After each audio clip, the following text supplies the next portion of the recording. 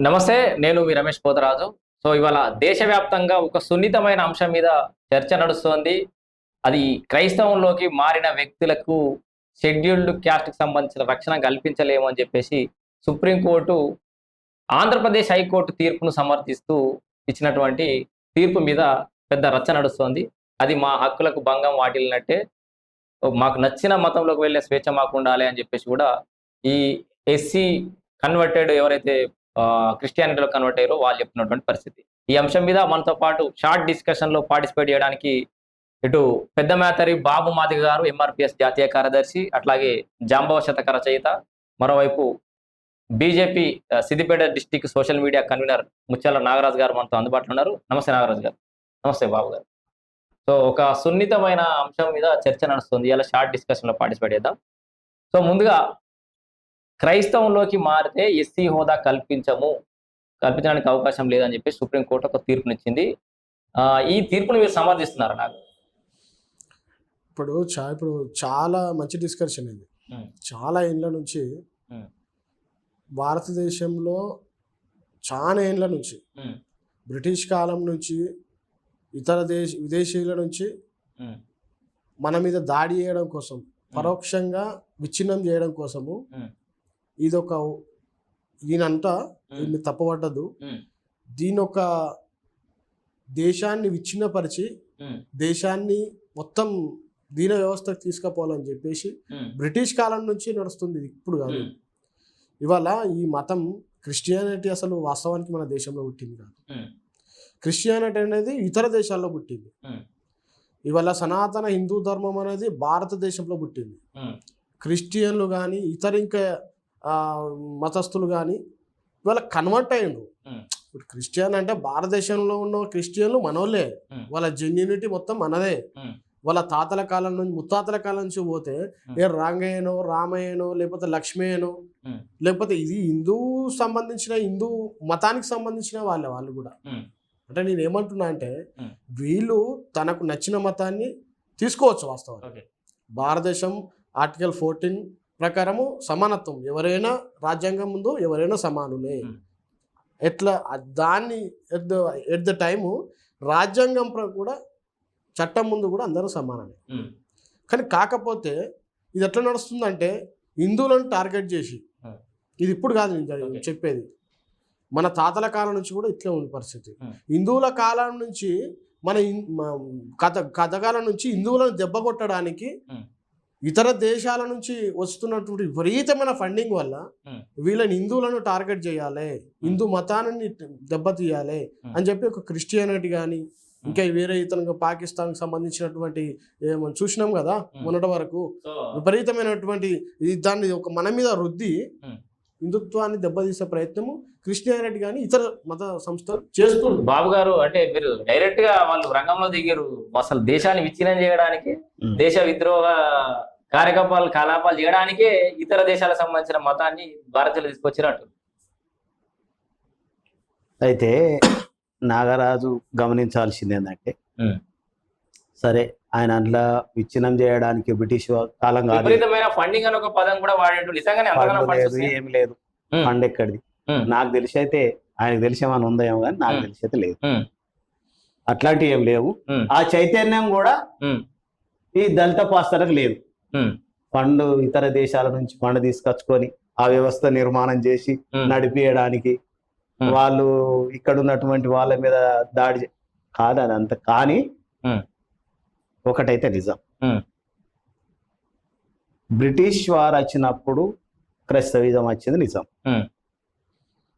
British వారు వచ్చినప్పుడు క్రైస్తవిజం వచ్చింది. క్రైస్తవిజము అప్పటి నుంచి ఇప్పటిదాకా ప్రపంచవ్యాప్తంగా విస్తరిస్తున్నది. ప్రపంచ వ్యాప్తంగా విస్తరించిన తరంలో మన దగ్గర ఏదైతే హిందూ అనే ధర్మం ఉందో, మా కృష్ణమాదిగ గౌరవ కృష్ణమాదిగ ఆయన మొన్న మాట్లాడారు. ఏం మాట్లాడంటే, ఎస్ మేము హిందువులమే, ఈ దేశవాసులమే, కానీ తరతరాలుగా మాకు అవమానిస్తున్నటువంటి మతం ఏది, మమ్మల్ని అన్యాయానికి గురి చేసిన మతం ఏది, మాకు చిన్న చూపు చేసిన, మాకు గుళ్ళోకి బల్లోకి రాకుండా చేసిన మతం ఏది అని ఆయన ప్రశ్నించాడు. ఒక్క నిమిషం ప్రశ్నించాడు. అంటే మనం ఏమంటున్నామంటే చెప్పుకోవడానికి బాగానే ఉంటుంది, చేయడంలో ఇప్పుడు మనం మాట్లాడుతున్నటువంటి బర్నింగ్ ఇష్యూ ఏదైతే ఆనంద్ పాస్తర్ చేసిండో, ఆయన మత ప్రచారానికి పోయింది నిజం. ప్రచారానికి పోతుండగానో వస్తుండగానో వీళ్ళు దాడి చేసారు. వీళ్ళనైతే వాళ్ళే తిట్టలేదు, కొట్టలేదు కదా. వీళ్ళని దాడి చేయడానికి ఎవరైనా ముమ్మాటికి ఒక మనిషి మీద భౌతిక దాడులు అనేది ఎవరు కూడా సమర్థించారు. రమేష్ గారు ఒకటే, దాడి అనేది చట్టం దృష్టిలో అందరూ సమానం. ఫస్ట్ ఆఫ్ ఆల్ ఇక్కడ దాడి అనేది చర్చ కాదు. దాడి జరిగింది ఓకే, దాని మీద దాడి జరిగిన దానికి అంటే పెట్టాల్సినటువంటి సెక్షన్లు ఏంటి, కేసు పెట్టాల్సినటువంటి తరీఖ ఏంది? ఎందుకంటే ఆయన మతం మారిండు. ఒకటే షార్ట్ ఒకటే పాయింట్ చెప్తా. భారత రాజ్యాంగాన్ని రాసింది డాక్టర్ బిఆర్ అంబేద్కర్ గారు. అంబేద్కర్ గారు చాలా స్పష్టంగా ఆయన ఒక హిందుత్వవాది. మనం తెలుసుకోవాలి, రాజ్యాంగం రాసిన వ్యక్తి హిందుత్వవాది. ఆయన హిందుత్వవాది. ఆయన ఎక్కడ కూడా రాజ్యాంగంలో చెప్పలేదు హిందువుల నుంచి ఇంకా ఇతర క్రిస్టియన్ కానీ ఇంకా మతస్థులకు మారమని చెప్పి ఎక్కడ రాజ్యాంగంలో లేదు. ఎట్ ద సేమ్ టైం అసలు కులాలలో వెనుకబడిన తరగతులు ఎస్సీ ఎస్టీ కావచ్చు, వాళ్ళను పైకి తీసుకోవడం కోసం రాజకీయంగా కావచ్చు, విద్యారంగంగా కావచ్చు, ఆర్థికంగా కావచ్చు, ఇంకా ఏ విధంగా వినను వాళ్ళందరినీ పైకి తేవడానికి కోసమే అంబేద్కర్ గారు తెచ్చిండ్రు కదా వీళ్ళకి రిజర్వేషన్. సరే, ఎప్పటిదో నడిచిన కాలం నుంచి మమ్మల్ని వెనుకబడి చేస్తున్నారు, మమ్మల్ని అంటరానితనము, మమ్మల్ని అది ఇది చేస్తున్నాం కదా. ఇవాళ నరేంద్ర మోడీ గారు తీసుకుపోయి ఒక దళిత మహిళను తీసుకుపోయి రాష్ట్రపతిని చేసిరు. మరి అది ఎట్లా చేసిరు? దేని ప్రకారం చేసిరు? అది మన రాజ్యాంగ ప్రకారం చేసిరు కదా. ఆమె దళితను తీసుకుపోయి రాష్ట్రపతి దేశానికి అత్యున్నతమైన పదవిని కట్టపెట్టింది. ఎవరు చూసి రిజర్వేషన్లు అనేది మరొక సబ్జెక్టు, మరొక డిస్కషన్. అది దీనివల్ల కొంతమంది క్రిస్టియన్ అని అంటే క్రిస్టియన్, సరే మీరు క్రిస్టియన్ ఎవరి మతం స్వీకరించే అధికారం ఎవరు తీసుకొని వాళ్ళకు ఖచ్చితంగా ఉంటది. కాకపోతే నేను పేరుకు క్రిస్టియన్ ఉంటా, లేకపోతే నాకు విద్యారంగానికి వచ్చేసరికి, రాజకీయ రంగానికి ఒక్కసారికి నాకు ఎస్సీ కార్డు కావాలి, నువ్వు చెప్పుకున్న మాత్రం నీ క్రిస్టియన్ అని చెప్తావు.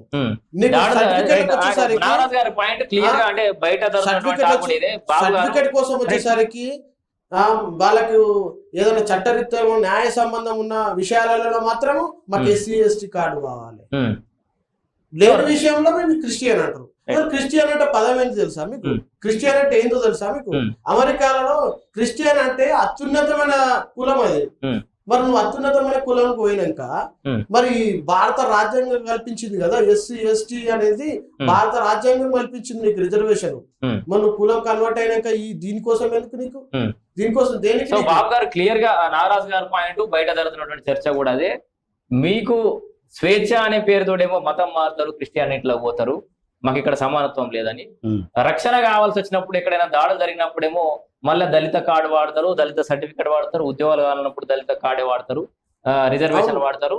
సో మీకు రక్షణ కావాలన్నప్పుడు మాత్రమే దళిత అనే పదాన్ని తీసుకొస్తారు, మిగతా టైంలో మళ్ళీ వేరే మతానికి పోతున్నారు అనేది నాగరాజు గారి పాయింట్. అయితే ఓకే, నేనేమంటున్నా అంటే ఆయన దళితుడు, క్రిస్టియన్లకు పోయిండు, దాడి జరిగింది.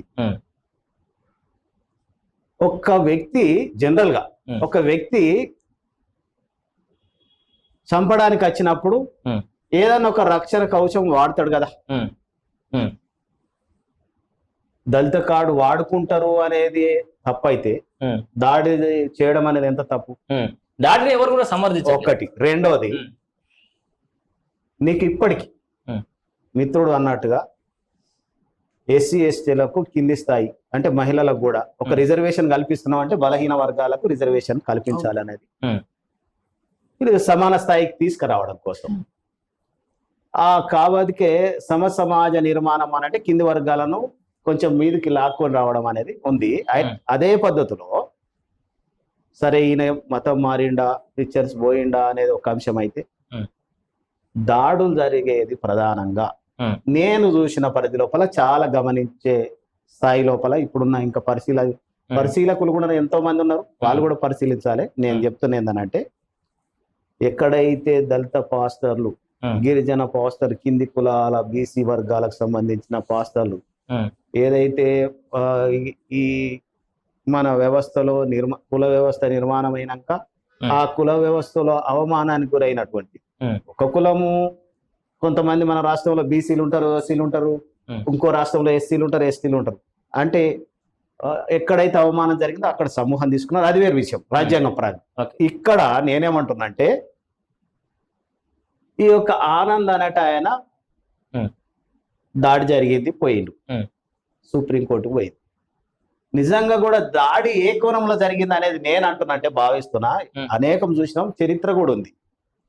ఏదైతే కింది వర్గాల వాళ్ళు వాడు ఏం చేసినా తప్పే, సహించది సమాజం. అగ్రకులాల్లో చాలా మంది ఉన్నారు, పెద్ద పెద్ద కలవరి టెంపుల్ లాంటి అనేకమైన అనిల్ కుమార్ లాంటి ఇవన్నీ ఇవన్నీ క్రైస్తవులో కూడా కులం ఉంది అంటున్నా నేను అనేది. భారత రాజ్యాంగం ప్రకారం కొన్ని కులాలను నిర్దేశించబడినాయి. క్రిస్టియానిటీ అనే పదానికి చోటే లేదు చెప్పాలంటే. భారతదేశం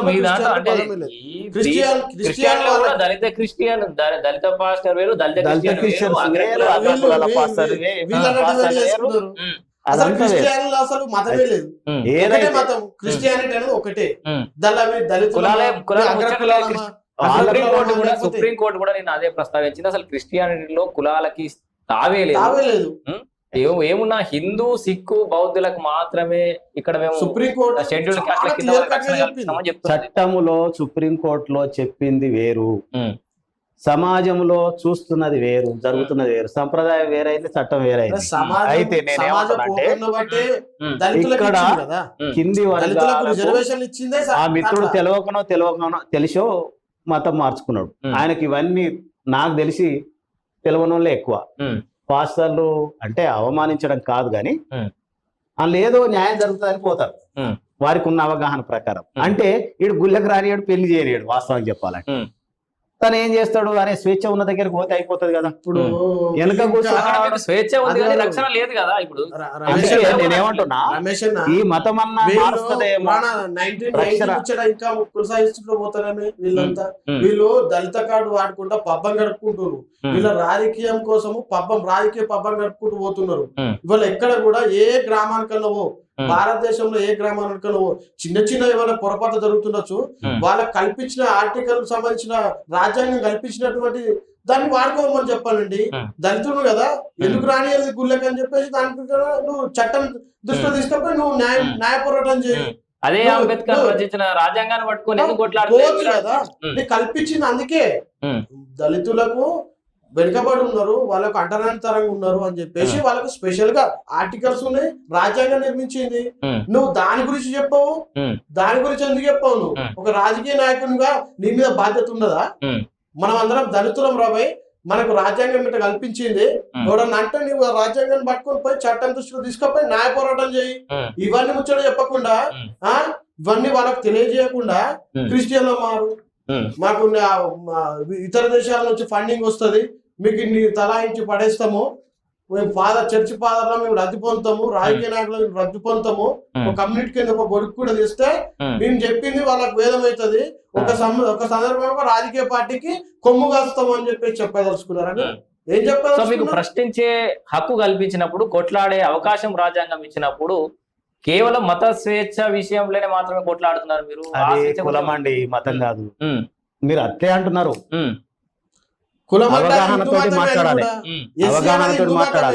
హిందువులలో చాలా కులాలు ఉన్నాయి, దాడి జరిగితే రాజ్యాంగం కల్పించింది కదా, ఎందుకు దాడి జరిగింది దాని ప్రకారం ఎస్సీ ఎస్టీ అట్రాసిటీ కేసు పెట్టించుకో. దాని విషయం ఎందుకు చెప్పవు?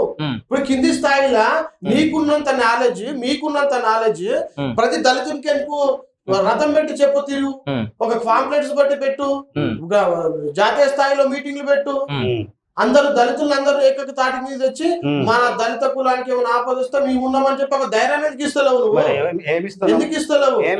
దేనికి ఇస్తలేవు? ఎంతసేపు మమ్మల్ని అంటారు, మమ్మల్ని ఇది అదంటే ఇప్పటికి చాలా తగ్గిపోయింది. దళితులను కూడా చాలా 100% చెప్తున్నా కదా, ఏ గ్రామానికైనా తీసుకోపో, ఎక్కడికైనా తీసుకోపో, దళితుల ఏం మార్పు, మార్పు చెప్పు. ఎక్కడ మార్పు అంతటా వచ్చింది? మార్పు ఏందో చెప్పాలి కదా. నేను అంటున్నా అస్పృశ్య నిష్ఠర ఉన్నది, అంటరాంతరం ఉన్నది, వివక్ష జరుగుతుంది ఎక్కడ అంటున్నా. లేదు. నువ్వు ఎక్కలేదో అక్కడ చెప్పు. చూస్తే ఎక్కడ లేదు. బళ్ళోకి రాణిస్తలేరు, బళ్ళో రాణిస్తారు ఎక్కడ లేదు. ఉందని చెప్పేసి వీళ్ళు అంటున్నారు. నేను అంటున్నా కదా, నువ్వు ఎక్కడన్నా చెప్పు. ఎక్కడ దాడులు ఎట్లా జరుగుతున్నాయి, అక్కడ అమ్మాయిలను ఎందుకు చంపేస్తున్నారు, దళితుని చట్టం ప్రేమిస్తే, మీకు ఇచ్చింది గిరిజనులను కదా, ప్రేమిస్తే. భారతదేశంలో పుట్టిన వాళ్ళకు రాజ్యాంగము, భారత రాజ్యాంగము వర్తిస్తది. భారత రాజ్యాంగంలో ఉన్నటువంటి మతాలకు భారత రాజ్యాంగం మీరు వర్తిస్తది. చెప్పేదంతా వేస్తా అంటే చెప్పేదంతా వర్తిస్తది. అన్ని నేను ఒకటి స్పష్టంగా మాట్లాడాలి. రమేష్ భాయ్, తప్పు అనేది ఎక్కడ జరుగుతుందో మూలాలు వెతకాలి, పరిష్కారం దిశగా తీసుకుపోవాలి. మాట్లాడడం ముఖ్యం కాదు. స్టేట్ పాయింట్ ఒకటే, నేను ఒక కులంలో వండుకుంటూ నేను ఒక కులానికి సంబంధించినటువంటి భారత రాజ్యాంగం కల్పించినటువంటి ఫలాలను నేను లబ్ధి పొందుకుంటూ, న్యాయాన్ని, చట్టంను నేను లబ్ధి పొందుకుంటూ, ఆ కులాన్ని నేను వెనుక నాకు అవసరం వచ్చినప్పుడు వాడుకుంటూ కులం కాదు, నేను పాటించేది వేరే మతం పాటిస్తా, ఎట్లయితుందండి? ఏ రాజ్యాంగం దాడి జరిగినప్పుడు ఉపయోగపడ్డ ఆ చట్టము, దాడి జరిగినప్పుడు అవసరం పడుతున్నటువంటి ఆ రక్షణ చట్టము ఎందుకు మతం మారాల్సి వస్తుంది వేరే? అప్పుడు మాత్రం ఆ మతం ఎందుకు మిమ్మల్ని కాపాడతలేదు అనేది ఇప్పుడు ప్రశ్న. అయితే మతం అనేది ప్రధాన అంశం కాదు. ఏ మతం తిండి పెట్టదండి. నేను మతం కోసం నువ్వు క్రిస్టియన్ గురించే మాట్లాడతావు, నీకు ఏ మతం తిండి పెడతది? ఏ మతము అన్ని సమానమే. అసలు మతము అనేది ఒక అంశంగా తీసుకోవాలి తప్ప మతం వల్ల ఇప్పుడు రాజ్యాంగం ఏం జరగదు. రాజ్యాంగం వల్ల జరగాలి. జరిగేదానికి ఆయన దాడి జరిగి సరే పోయింది, అది వేరే విషయం. దళిత కార్డు వాడుకోన్నా క్రిస్టియన్లు పోయిన వాళ్ళు అనేది ఒక అంశం. అయితే దురాదృష్టం ఏంటంటే అసలు ఆయన అగ్రకులం అయితే దాడి జరగదు. నేను అంటున్నది కులాల ప్రాతిపాదికనే దాడులు జరుగుతున్నాయి. అంతే. ఒకటి. రెండవది, క్రిస్టియన్స్ దాంట్లోకి పోయి కూడా ఏదో పెద్ద సాధించేది ఏముండదు, జ్ఞానాన్ని తప్ప. అట్లంటే ఎప్పుడో స్వాతంత్ర సమయంలో మన నారాయణ గురు గుళ్ళాన్ని ధ్వంసం చేసి విద్యాలయాలు పెట్టించిండు అక్కడ. ఎక్కడ? కేరళలో. ఇప్పటికీ అది ముందంజలో ఉంది దేశంలో ఎడ్యుకేషన్. అంటే నేను ఏమంటున్నానంటే కొందరు ఏదైతే జ్ఞానమో దాన్ని పొందాలని చూస్తారు, కొందరు తమ ప్రయోజనాల కోసం చేస్తారు, కొందరు మూర్ఖత్వం చేసే హిందూ మతంలో కావాల్సిన జ్ఞానం లేదని లేదా? నేను మతాలను అంటలేను. అంటున్నారు కదా మీరు.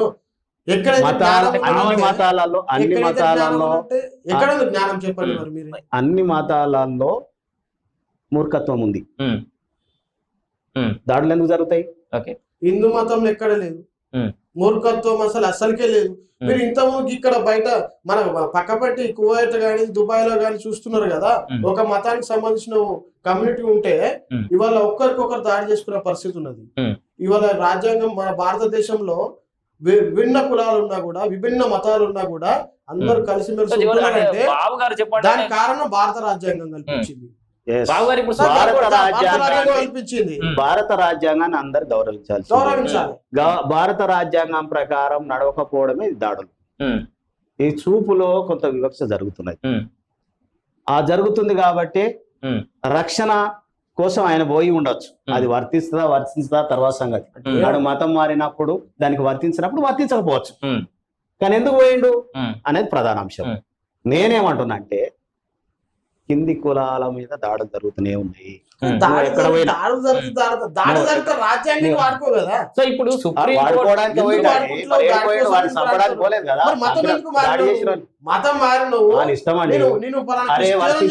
వర్తించకపోవచ్చు, ఏమున్నది? మారింది కాబట్టి వర్తించకపోని తను ఆయనకి అన్యాయం జరిగింది, నొప్పి. ఇప్పుడు దెబ్బ కొట్టిండని నొప్పి వచ్చింది, మందు కావాలి కదా. నేను అదొక్కటే విషయం మందు కోసం ఒక్క విషయం ఏదైనా. ఇప్పుడు బాబు గారు చివరిగా అంటే సుప్రీం అత్యున్నత న్యాయస్థానం ఒక తీర్పునిచ్చింది, ఆ తీర్పును మీరు స్వాగతిస్తున్నారా లేదా? మరి అంతకంటే ఉన్నతమైన న్యాయస్థానం అయితే లేదు. వాళ్ళైతే తుది తీర్పు. న్యాయస్థానంలో ఒక జడ్జిమెంట్, ఇద్దరితో జడ్జిమెంట్, 9 మందితో జడ్జిమెంట్ వేసినవి కూడా ఉన్నాయి. పునర్పరిశీలించవలసినటువంటి కేసులు కూడా ఎన్నో ఉన్నాయి, అనేక. ఈ తీర్పును పునఃపరిశీలించాలంటారు. అయితే నేనేమంటున్నా అంటే నిజంగా కూడా సుప్రీం కోర్టును, అది స్వాతంత్ర వ్యవస్థ, అది పరిశీలించాలి కూడా. దేనికోసం ఎందుకు పరిశీలించాలంటే మూలం ఎందుకు జరుగుతున్నాయి. ఇప్పుడు వాస్తవానికి దాడి జరగడానికి కారణం ఏంది? ఉమ్, మతం అని కొంతమంది అనుకుంటున్నారు. కులమని మీరు అంటున్నారు. మూలం కులమే అని నేను అంటున్నా. ఉమ్, ఉమ్, అట్లంటే మరి నేను కులాన్ని కాదనే చెప్పినటువంటి కదా. అగ్ర కులాల మీద దాడి జరగాలి బ్రదర్. ఉమ్, ఇప్పుడు అగ్ర కులాల్లో కూడా పాస్టర్లు ఉన్నారు, వినండి, ఉన్నారు. విన్నాక మాట్లాడండి. ఉన్నారు. వాళ్ళ మీద ఎందుకు దాడి జరుగుతాయి? దాడులు జరుగుతలేవు అంటే దాని స్థానిక నేపథ్యం ఎందుకు జరుగుతుందో కొట్లాడాలి కదా. మీలాంటి వాళ్ళు అరే, అక్కడ మేమెందుకు చర్చలు కొట్లాడాలి? పెట్టాలి కదా. కొట్లాడకే మేము పరిమితం. మీలాంటి దాడి వాళ్ళు చేస్తే పోయి మేము పరిమితం. అక్కడ ఓకే, నిర్మాణం నాగరాజు చేయాలి గారు, కదా. బాబు మీలాంటి గారు, వాళ్ళు ఏకం చేయాలి కదా. ఏం చేసి ఏకం విడిచిపెట్టు. చేయాలి కదా. దాడి చేసే హక్కు నీకు ఎక్కడ అది మేము ఎవరు- ప్రశ్నిస్తున్నాం. భారత రాజ్యాంగం ప్రకారం ఎవరు కులాలు విడిచిపెట్టు. ఎందుకు జరిగింది ఎవరి దాడి? మీద దాడి చేసినా పోతాడు కూడా, సుప్రీం కోర్టులో. ఎవరి మీద దాడి చేసినా కూడా భారత తప్పే కదా. రాజ్యాంగం ప్రకారం తప్పే కదా. కొట్లాడచ్చు, న్యాయపరంగా చేయొచ్చు. తప్పే కదా. ఎవరి మీద చేసినా అవుతుంది. నేనేమంటున్నా Specific గా నాగరాజు గారు, కేవలం దళితులకు స్పెసిఫిక్ గా కొన్ని అట్రాసిటీ సంబంధించినటువంటి రాజ్యం కల్పించింది. ఉమ్. నువ్వు మతం మారితే నీకు అదే కావాలనంటే కడవదు కదా. నాగరాజు గారు, అంటే ఈ టాపిక్ బేసిక్ గానే కంక్లూజన్ దొరకనటువంటి టాపిక్ ఏదైనా ఉందంటే ఇది మతాలకు సంబంధించిన అంశమే. సో ఇది చాలా సంవత్సరాల నుంచి, చాలా ఏళ్ల నుంచి కూడా కంక్లూజన్ దొరకనటువంటి టాపికే, చాలా సున్నితమైన టాపికే. అయితే దీని మీద ఇంకా డీటెయిల్డ్ గా మళ్ళొకసారి డిబేట్ పెట్టుకునే ప్రయత్నం చేద్దాం. మొత్తానికి సుప్రీం కోర్టు తీర్పును కూడా పునఃపరిశీలించాలని మీరు చెప్తున్నారు. దేశంలో ఉమ్. అత్యున్నతమైన న్యాయస్థానం ఏంటంటే సుప్రీంకోర్టు. ఉమ్. సుప్రీంకోర్టు ఆషమాషిగా ఇయ్యదు కదా. ఉమ్. సుప్రీంకోర్టు తలదండే విషయంలో అంటే ఉమ్. చాలా సార్లు తీర్పులు ఇచ్చింది. మరి ఉమ్. హైకోర్టు చాలా సార్లు తప్పు పెట్టినాయి. ఉమ్. ఇది ఒక్కసారి కాదు, ఓకే. చాలా సార్లు చాలా రాష్ట్రాలలో ఉమ్. మత మార్పిడి అనేది నిషేధించాలి. ఉమ్. మత మార్పిడి చేస్తే వాళ్ళకు ఉన్నటువంటి కులాలకు సంబంధించినటువంటి రిజర్వేషన్లు రద్దు అవుతాయి అని చెప్పి ఇప్పుడు కాదు, ఉమ్. ఇవాళ సుప్రీంకోర్టు హైకోర్టు చాలా సార్లు మొట్టికాయలేసినాయి ప్రతి ఒక్కరిని కూడా. ఉమ్. మతం మారితే మీకు ఉన్నటువంటి రిజర్వేషన్లు తొలగించబడతాయని చాలా స్పష్టంగా చెప్పింది. సో దీని మీద మరి ఈ దళితులు ఎవరైతే క్రిస్టియానిటీలో మారుతున్నారో ఆ దళితుల యొక్క రియాక్షన్ ఎలా ఉండబోతోంది, హిందువులకు సంబంధించిన రియాక్షన్ ఎలా ఉండబోతోంది, ఈ సిక్కులు కానీ బౌద్ధులు కానీ మిగతా వాళ్ళ యొక్క రియాక్షన్ ఎలా ఉండబోతుందో అయితే చూద్దాం. సో కామెంట్ రూపంలో వాళ్ళ మీ అమూల్యమైన అభిప్రాయాలు తెలియజేయండి, కొన్ని సూచనలు ఉంటే చేయండి. వాటి మీద మళ్ళొకసారి ఇద్దరితోటి మళ్ళొకసారి డిస్కషన్ పెట్టుకునే ఒక ప్రయత్నం. మాట, లాస్ట్ మాట ఏంటంటే అన్ని వర్గాల ప్రజలకి ముఖ్యంగా హ్యుమానిటీ గ్రౌండ్ కోరుకోవాలి. అందరం దాడులను నిషేధించాలి. ఓకే. ఆ ఏ మతమైనా ఏదైనా ఒక విధానం అనేది భారత రాజ్యాంగం అనేది ఉంది. అందులో చట్టం చేయాల్సినటువంటి చట్టం ఏ పరిధిలో ఉందో ఏది ఉందో అది ఖచ్చితంగా అది చేస్తుంది. ఇవాళ సుప్రీంకోర్టు కూడా రాజ్యాంగంలో ఏది ఉన్నదో పొందుపరచబరిచిందో ఏది వర్తిస్తుందో అది చేసింది అనుకుందాం. కానీ దాడులు అనేది ఇంకా జరుగుతూనే ఉన్నాయి. మతాలు అనేది మతాలు అనేది ఖచ్చితంగా బతుకులు మార్చవు. ఈ కింది వర్గాలకు జ్ఞానం అనేది బతుకులు మార్చవు. కాబట్టి ఈ కింది వర్గాల జ్ఞానాన్ని హిందూ మతాన్ని కించపరుస్తున్నావా? సో నాగరాజ్ గారు క్రిస్టియన్ కోసం పోతుంది. నేను కింది వర్గాలని మాట్లాడుతాను, నేను మతం మాట్లాడుతాను. జ్ఞానం ఎక్కడుందో చెప్పండి, నాకు చాలా క్లారిటీ చెప్పండి. జ్ఞానం ఎక్కడుందో చెప్పండి. జ్ఞానం సంపాదించుకోవాలి.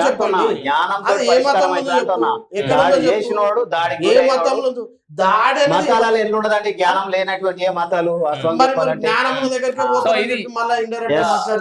ఇది మొత్తానికి అయితే భౌతిక దాడులు ఎవరి మీద ఎవరు చేసుకున్నా కూడా అది చట్టరీత్యా నేరమే. సో దాడులు అనేది జరగడం అయితే దురదృష్టకరమే.